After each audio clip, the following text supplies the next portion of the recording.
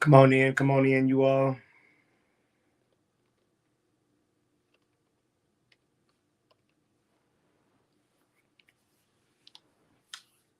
Come on in.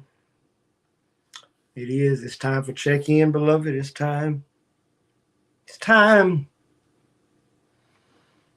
It is time for check in. Of course, as you all are coming in, I want to say welcome. Good afternoon. Good to see each and every one of you. Let me talk to those people. Of course, if you're not watching this live, you can move to any part of the check in that is meaningful for you. We have a word today. We have a prayer today. We have question of the day. We have greetings, question of the day. During the question of the day, I take prayer requests. We have a word, we have a prayer. That's kind of the formula. If you've been here before, you know the formula. And so if you're not watching live, you can move to wherever you want to go. But for the rest of you who are slowly trickling on in, come on in and do me a favor. As you come in, go ahead and hit that like button if you would. Hit that blue and white thumbs up. Hit that red and white heart. If you're on YouTube, just thumbs up or do. Um, And what do I want to say? And invite somebody. I don't know who you might invite. If you're on YouTube, you probably have to copy the URL, maybe cut and paste it and send a text. Hey, join me. Feed your spirit as we go into Christmas. This is our last check in before Christmas. So let me say Merry Christmas to each and every one of you. Though I'm hoping you all will join us and you'll be there for our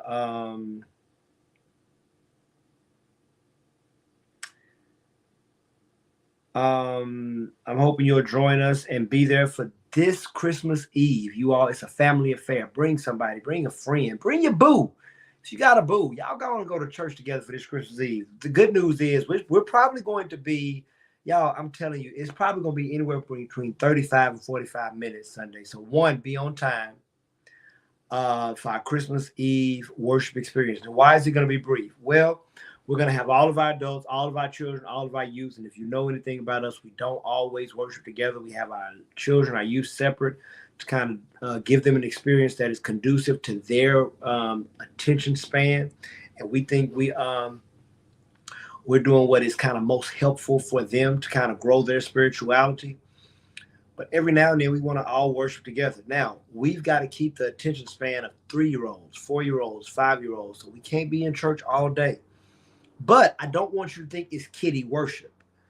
It's going to be our intent to have a worship that is attractive enough and attentive enough to a child, but profound enough for an adult. So I really, really want you to join us. I really, really want you to invite someone. If your family is in town, make it a family affair.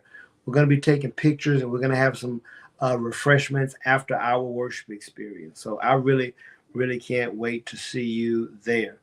Um, okay. I'm liking and sharing, and we about to get down to business. Thank you for all those who've already liked. Thank you for all those who've already shared. Last check in before Christmas. Do your spirit a favor today and check in with me.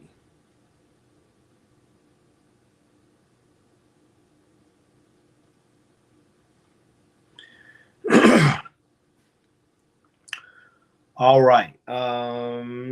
Hey, let's see who's here. Let's go ahead. Makia Sturkey, great to see you. Great to have you, and we're glad you are joining us today. Good to see you, Gloria Martin. Gloria Martin, did you get my email? I know you may be taking your time to respond. That's fine. I just want to know, did you receive my email? Let me know in the comments. Jay Azandafer.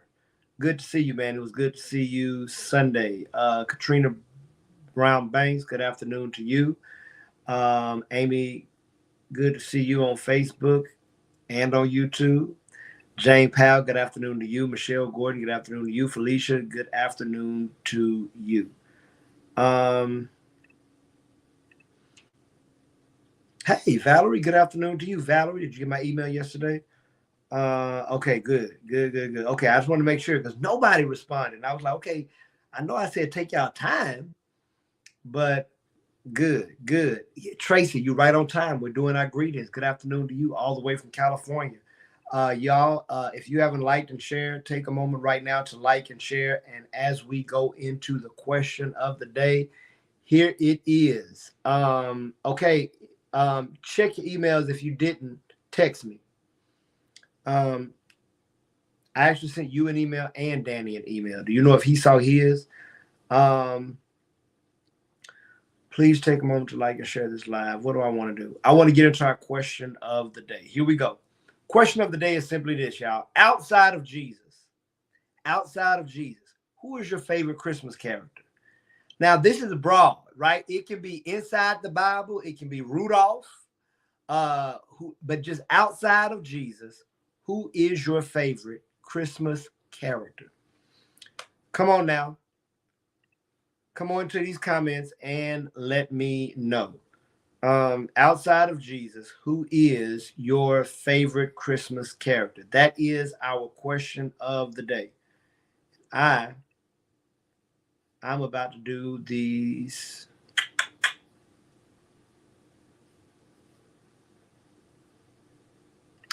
I'm doing your prayer requests. You all are answering the question of the day. We're not being judgy. If your favorite Christmas character outside of Jesus is Santa Claus, if it's Elf on the Shelf, then that's perfectly fine.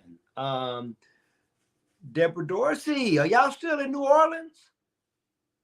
Good morning, good morning, good morning, Deacon Dorsey. It's good to see you. Outside of Jesus, who is your favorite Christmas character?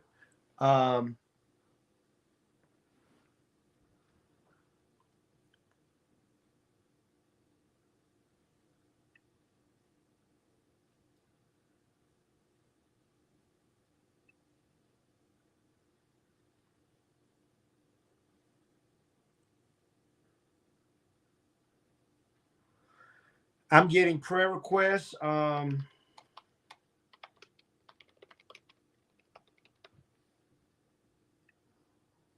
You all are answering the question of the day.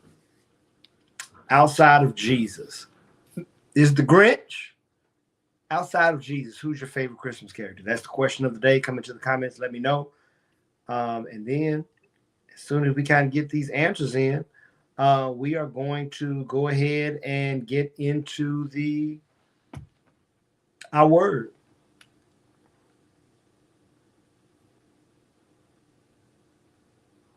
Michelle, Amy, I have your prayer request. Outside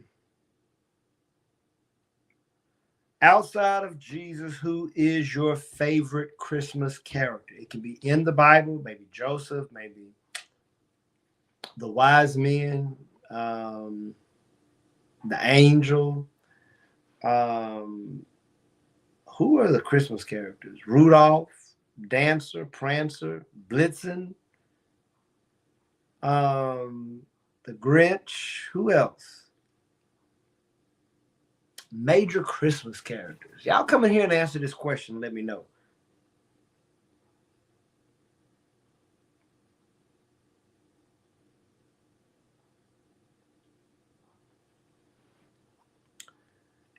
Good to see you. Okay, well, you saying hello and giving your answer. It's good to see you, Lisa Gonzalez. It is great to see you and glad.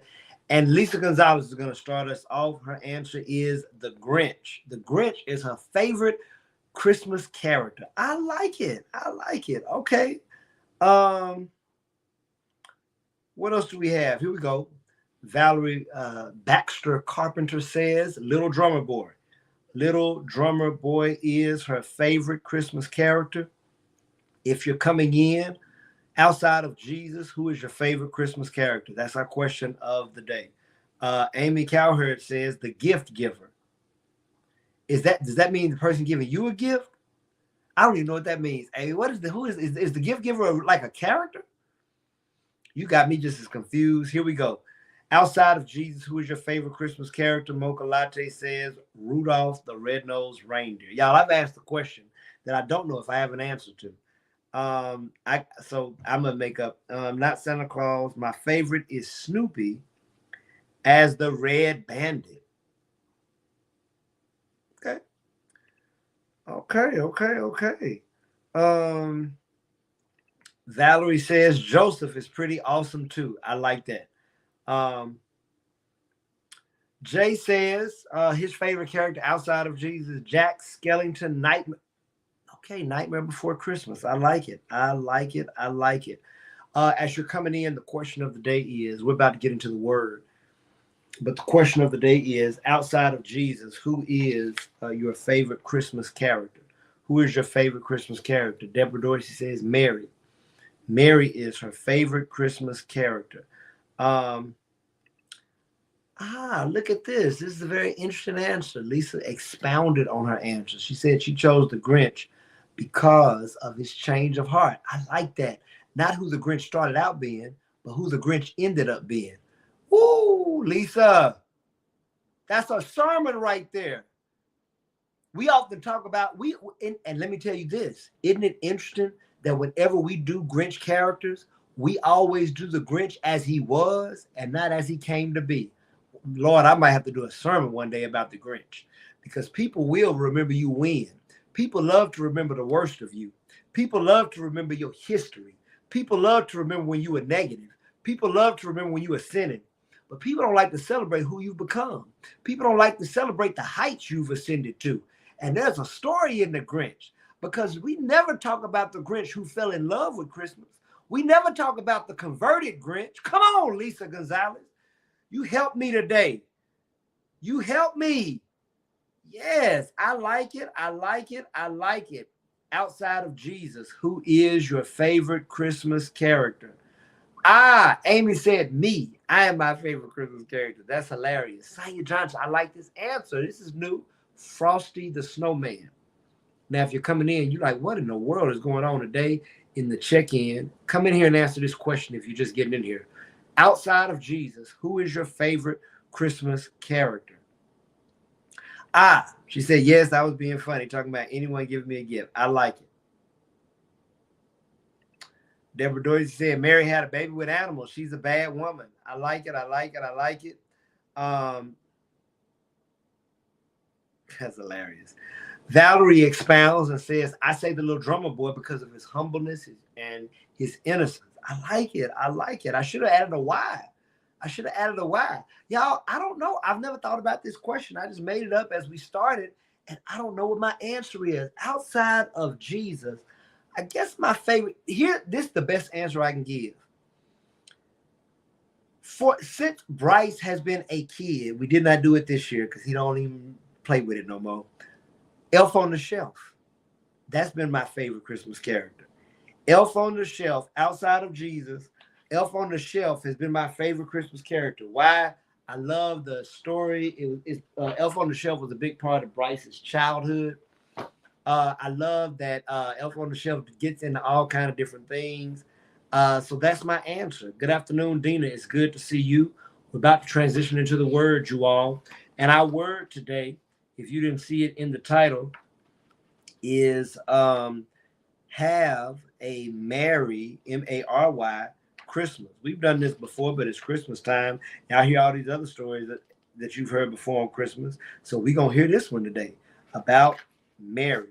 We're coming from my book, Live Greater, Think Deeper, Love Better, Spiritual Reflections for the Heart, Mind, and Soul. And we are in chapter 36. There we go, 36, and on page 107.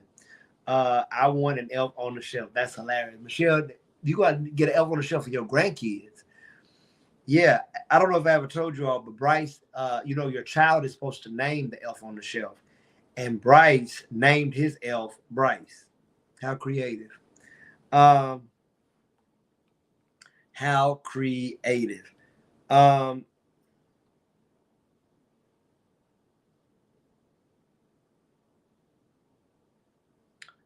Tracy Dawson says, Mary, that was my mom's name. And without Mary, there would be no Jesus. Okay, I like it. I like it. I like it.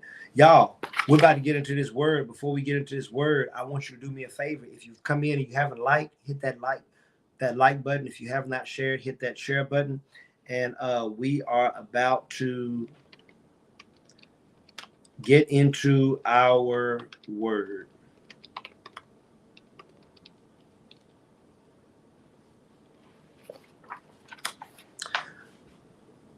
All right. Thank you for those of you who liked. Thank you for those of you who liked. If you've not liked, have you ever thought about what Christmas, and I'm talking about the first Christmas, beloved. Have you ever thought about what the first Christmas was like for Mary?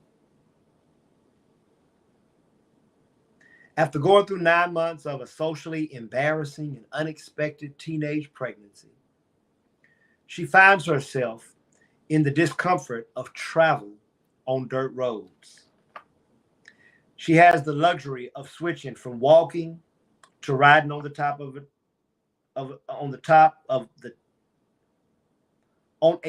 of the line donkey, and going from the donkey to walking back on the dirt roads.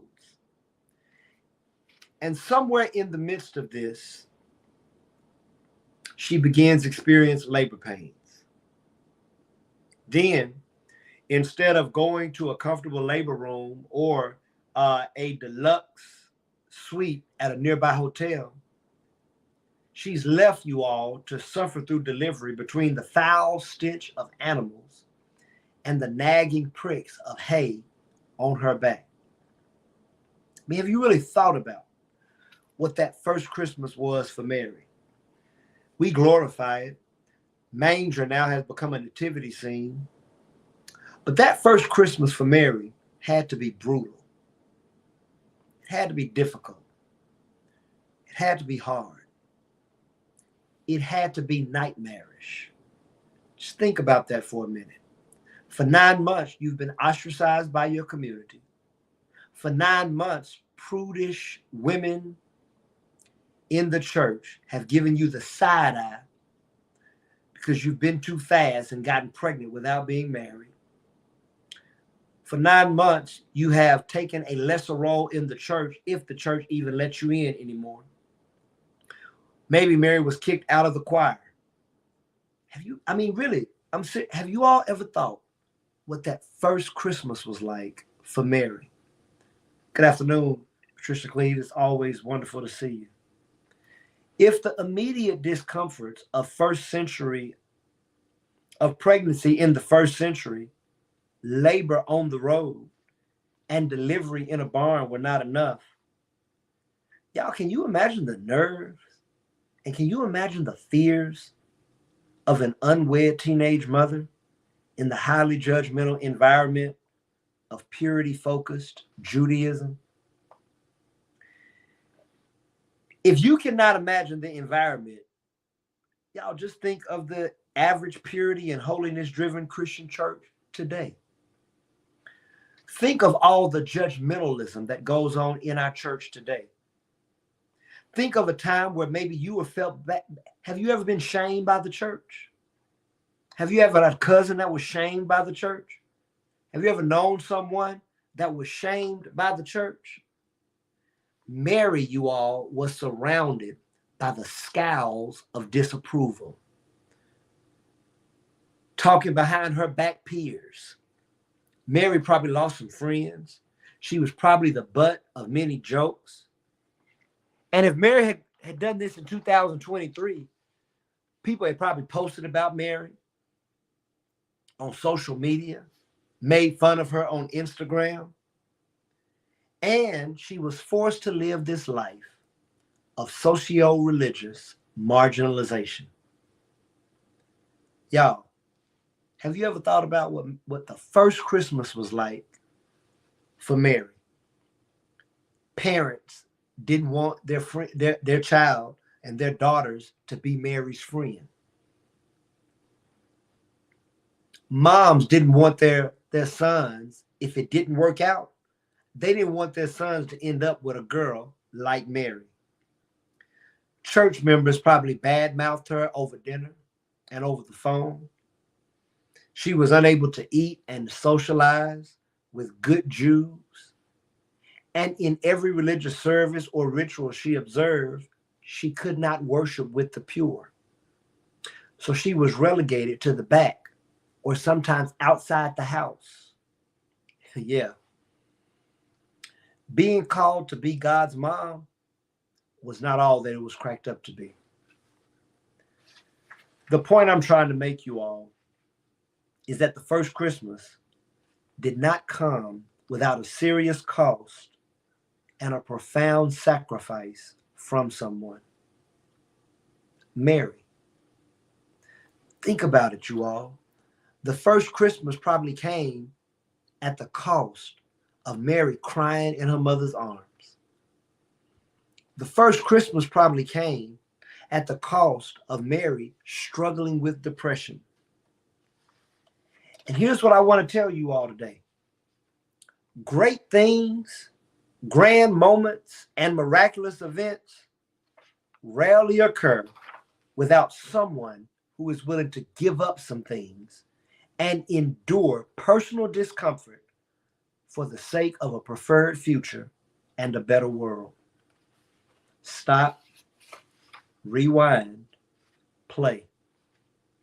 Great things, grand moments, miraculous events rarely occur without someone who's willing to sacrifice, someone who's willing to give up some things, someone who's willing to endure personal discomfort for the sake of a preferred future and for the sake of a better world. I'm trying to help somebody today. Yes, Christmas is the celebration of the gift of God. Yes, it's the celebration. It's the celebration of the gift that God gave the world in the birth of Jesus. Yet the means, the instrument of God's work is the life of a bright-eyed young teenage woman whose life would never be the same because of her willingness to be used by God. Y'all, I mean this. I believe Christmas is a grander version of how God works daily in the world. I believe Christmas is a monumental, huge moment in history. But I believe Christmas happens every day. God takes human willingness. God takes people who volunteered, Deacon Dorsey. God takes people who allow God to use them and blesses us with acts, with moments, and events that give us pieces of the divine. Can I talk about it for a little bit? God uses parents who sacrifice to care for their children. Valerie, God uses children who sacrifice to care for their parents. But every day, this formula of God having people who are willing to sacrifice something for the greater good happens every day. In this sense, I want you all to hear every day in the world, 365 days a year, it's an opportunity for Christmas. Every day, we have an opportunity to somewhat bring God into the world through our volunteerism, through our commitment, through our sacrifice, through our willingness to be used. When we allow ourselves to let God work through us. During Christmas season, many people wish us a Merry, M-E-R-R-Y, Christmas. Oh, the hope is that you will be consumed by Christmas spirit, that you'll enjoy the company of family and friends, that you'll go to great Christmas parties, that you'll have spirits and celebrations, that you'll visit lights and go to parks and go to exhibits and be blessed by the giving and the receiving of gifts. And y'all, let me say this. And we should wish people Merry Christmas. We should wish people Merry Christmas. We should want the joys and the family and the food. Y'all, I love all that about Christmas.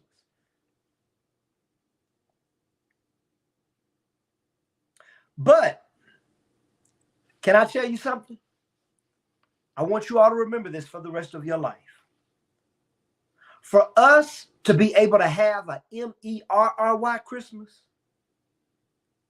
there had to be a Mary for Christmas to happen in the first place. Have you ever thought about that? All the joy we'll have, all the merriment we'll have. For us to be able to have a Merry Christmas, there had to be a Mary who sacrificed, who struggled, who hurt, who cried for us to have Christmas. Christmas, you all, God's presence in the world always needs a Mary who will be an instrument for God. Christmas, God breaking into the world, always needs a Mary who will sacrifice for other people. Christmas, God breaking into the world, always needs someone who is willing to endure discomfort, be laughed at, be scolded, so that one day their pain can be the story for other people's pleasure. Christmas always has someone who has to swallow something difficult so that we can drink cognac and wine, eggnog. Christmas needs a Mary who will sacrifice for other people and future moments.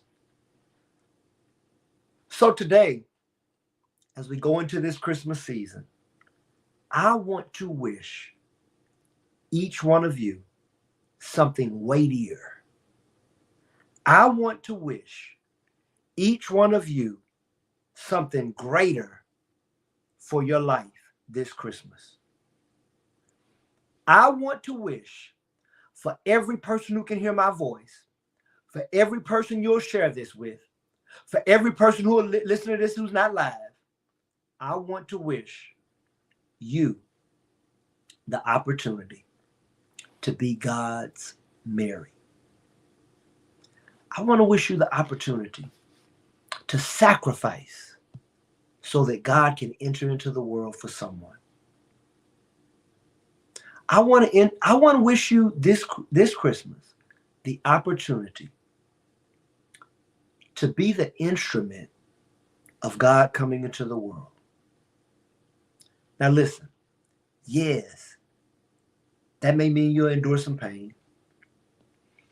Yes, that may mean you have some discomfort. Yes, you may be talked about. Yes, you may have to have a baby in a manger and have unfortunate and uncomfortable circumstances. But here's what I want you to know. When we allow ourselves to be used for God to enter into the world, something beautiful happens. When we allow ourselves to be used so that God can enter into the world, something wonderful happens. When we allow ourselves to be used so that God can enter into the world, something worth celebrating happens. So, while many this season are going to wish you a Merry Christmas, for this Christmas season, For your next Christmas season, I want to wish you an M-A-R-Y Christmas. I want to wish you the opportunity to be used by God so that God can come into the world and change someone's life. Every head bowed, every eye closed, every heart praying. God, we love you today and we honor you. We bless you today and we recognize, God, that you are wonderful. We recognize, God, that you have plans for us. We recognize, God, that you have plans to prosper us. We recognize, God, that you have plans for our future. We recognize, God, that you have plans that give us hope. Today, God, I pray that we remember to celebrate Mary. I pray that we remember her discomfort, to remember her sacrifice, to remember her sorrows, to remember all that she went through so that we can pull gifts from under the Christmas tree, so that we can go look at lights, God, so that family can come over and we can eat ham and turkey and dressing and seafood or whatever our Christmas dinner may be. God, someone went through it for us to celebrate it. And so, God, today I pray that in the midst of the celebration, that we honor Mary. I pray that we celebrate, God, that we sing and that we're happy and that we're joyous. But I also pray, God, we take the challenge to remember that for you to come into the world, somebody's got to say yes to you. For you to come into the world, somebody's got to sacrifice. And today, God, I pray that you would give each and every one of us the strength in some shape, form, or fashion to say, let it be me. God, give us the will to say, let it be me. God, give us the will, the fortitude to say, God, if you want to come into the world, come in through me. God, if you want love to get into the world, let me love. If you want service to get into the world, let me serve. If you want things to get into the world, God, let me be the best I can be to honor the call that you have on my life. God, I'm praying for everyone who's listening to me, God. I'm praying they'd have a great Christmas. I'm praying that family travel will be safe. I'm praying that the dinner table and the rooms and the kids running around will be happy. I'm praying that memories will be made. I'm praying that stories will be told. God, I am praying today that you would bless each and every Christmas that will be represented in this check-in. God, I'm praying for every person standing in the gap. I'm praying that for those of us who've been sad, we'll be a little more happier. For those of us who've been depressed, we'll have a little bit more joy. For those of us who've been hurt, we'll feel a little bit more healing. For those of us who have open scars, we'll close some wounds. God, I'm praying for each and every person on this line. I'm praying that they would have a great Christmas. I'm praying for those we've called by name today, God, because we still have people in our lives that we're praying for. And so, God, I'm praying today for anyone fighting illness this Christmas season. God, I'm praying for anyone who has to deal with the loss of a loved one this Christmas season. Somebody's going to have Christmas without their parents for the first time. Someone may have Christmas without their child, their aunt, their uncle, their niece, their nephew, or their friend. I'm praying right now, God. I'm praying for our church, God, for the Christmas we'll have without some of the people that we had last Christmas. I'm praying for Boyd Harris and Celeste and Keisha and Anita Ponder. I'm praying for Antonio and Amy Cowherd and for Victor Weddington and Tracy White and family. I'm praying for Latoya Stokes and Ronald Stokes and Raiden Matthews. I'm praying for Dee Dee Holmes Wickfall and family, Felicia and Allison Holmes, Gloria Robinson and I and Erica Fielding, Chris and Robert Frazier. I'm praying for Archie and Audrey Davis, Javante, Cynthia and Brian Risper, Arthur Risper Jr., Therese Davis and family, Denise McNeil and family, Peyton Noah Nash Parrish, Retrende Manyweather and family, Lakia Jones, Kelly Meadows, Michael Meadows, Brian Gordon, and Michelle Gordon. I'm praying for Kanika Sloan Williams, for Janie Anderson and Olivia Thompson, for Quanda White and Tanisha Davis, for Miko Graham and Keandria Timmons, for Haley Butcher, Craig Epps, Joy Treadwell, Julie Huang, Ruthie Prophet, Patty Perry, Patricia Perry, Tracy Blackwell, James Walker, and Heather Manley. You know every life that needs to be touched. You know every situation and circumstance. I'm praying for George Green today, God. I'm praying for each and every person who needs it, God. I'm praying for mothers and for fathers and for daughters and for sons. And God, as you continue to move in our life, we promise to be very careful to give you all of the glory and all of the praise. This is my prayer. I pray it in Jesus' name. Amen. Beloved, if I don't see you again until Christmas, Merry, Merry Christmas. But I'm praying that if you are in town, you'll join us this Sunday, 10 o'clock. We won't be long. I hope we're strong. Ugly sweaters are going to be in the house. We're going to have fun as a family. We're going to celebrate Christmas Eve. I promise you'll be out in less than an hour. We're going to enjoy each other this Christmas Eve. So come join us. Invite somebody. Tell them if they don't have an ugly sweater, wear pajamas. I don't care what they wear. But join us at 10 o'clock for our Christmas Eve worship experience. Listen, y'all, I got to go. But I'm touching and agreeing with each and every one of you. Dean, I'm touching and agreeing with you. Jane Powell, I'm touching and agreeing with you. Miss Patricia Cleaves, I'm touching and agreeing with you. Yolanda Ellis Taylor, I'm touching and agreeing with you. Valerie Carpenter, I'm touching and agreeing with you. George Green, I am touching and agreeing with you. Amy, I'm touching and agreeing with you. Michelle, I'm touching and agreeing with you. Valerie says, Merry Christmas to all. Gloria says, I'm wishing you a Merry Christmas. Lisa Gonzalez says, Amen. I'm touching and agreeing with you. My fans won't allow me to wear anything ugly. We'll be glad to see you however you show up. Y'all have a great day. Have a great weekend. I hope to see you all Sunday. And please remember to live in love. Sonia Johnson, I'm touching and agreeing with you. Y'all have a great day.